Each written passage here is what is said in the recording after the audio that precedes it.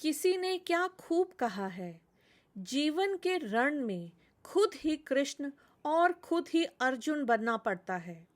रोज अपना ही सारथी बनकर जीवन की महाभारत से लड़ना पड़ता है। जब तक आप डरते रहेंगे, आपकी जिंदगी के फैसले कोई और लेता रहेगा। तकदीर और फकीर का कोई पता नहीं, कब क्या ले जाए और कब क्या दे जाए।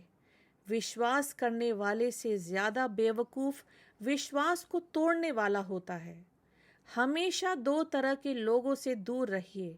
पहले वो जो आपके उन गुणों का बखान करें जो आप में है ही नहीं। दूसरा, आपकी वो उन कमियों को गिनवाए जो आप में है ही नहीं। नमस्कार, मैं सीमा भसीन आज फिर आप सबके सामने उपस्थित हूँ एक बहुत ही खूबसूरत और मज़ेदार प्रसंग लेकर, जिसका शीर्षक है दो गोपियाँ। तो चलिए शुरू करते हैं। एक साधु थे। उनका न कोई आश्रम था, न धर्मशाला, न कोई ठिकाना। जहाँ रात होती वहीं ठहर जाते थे और भिक्षा से जो भी मिलता भगवान का भोग लगा देते थे। वृंदावन की दो गोपियाँ, जिन्होंने कभी भगवान के दर्शन नहीं किए, ना कभी मंदिर गई, प्रातः दही मक्खन गागर में भरकर ले जाती, बेचती और अपनी गृहस्थी में मगन रहती थीं। दोनों गोपियों ने यह सुन रखा था कि साधु संतों के पास झोली में भगवान रहते हैं। एक दिन दोनों अपनी दही बेचकर यमुना के निकट आई।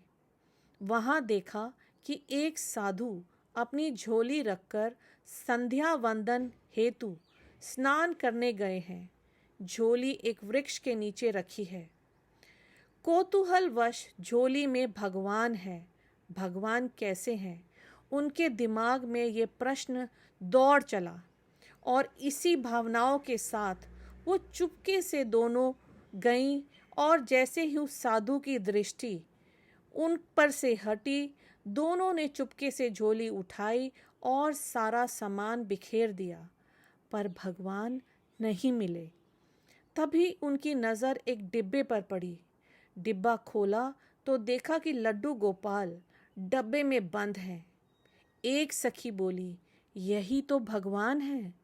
दूसरी बोली, कितने निर्दयी है ये सन्यासी, भगवान को बंद करके रखा है। पहली सखी, देखो बेचारे भगवान के हाथ पैर सब टेढ़े हो गए हैं। दूसरी, बेचारे बंद जो रहते हैं, हाथ पैर हिलाने की जगह भी नहीं है। अब दोनों ने लड्डू गोपाल को उठाया। बोली, भगवान जी अब परेशान मत हो, अपने हाथ पैर सीधे कर लो और हम दही खिलाते हैं, खा लो, भूखे भी होंगे। दोनों ने भगवान की मूर्ति को सीधा करना शुरू किया। भगवान को भी उनकी सरलता पर आनंद आ रहा था। वह भी मुस्कुरा रहे थे।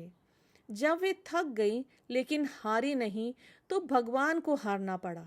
लड्डू गोपाल की मूर्ति सीधी हो गई। भगवान सीधे खड़े हो गए। दोनों ने भगवान को नहलाया और दही खिलाया।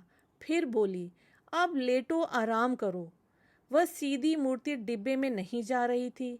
तब तक वह महात्मा जी आ गए। दोनों डरकर भाग गई। महात्मा जी ने सोचा कि कुछ लेकर भागी हैं। वह उनके पीछे दौड़े लेकिन उन तक पहुंच नहीं पाए। लौटकर झोली देखी तो हतप्रभ रह गए। भगवान लड्डू गोपाल खड़े हंस रहे थे। महात्मा सारी बात समझ गए। वह भगवान के चरणों में गिरकर रोने लगे। वह खोजते हुए उन गोपियों के घर गए, उनके भी चरण पकड़कर रोने लगे। धन्य हो तुम दोनों, आज तुम्हारे कारण भगवान के दर्शन हो गए।